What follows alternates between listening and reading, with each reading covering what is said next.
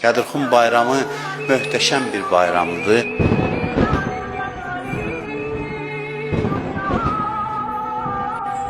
Bu o gün idi ki, haqq nahaqdan ayrıldı. Böyük bir dəstə 120 min insan var idi, yazırlar tarixdə. Peyğəmbərlə birgə həcdən qayıdırlar. Bəlliğ ma unzilə iləykə min Rəbbik. Ya Rasulallah, de cəmaata. Çağırır cəmaatın içindən Həzrət Əlini. Ondan sonra deyir, mən kuntum Mevla, fəhaza aliyyum Mevla. Hər kimin Mevlası mənəm, Əli onun Mevlasıdır.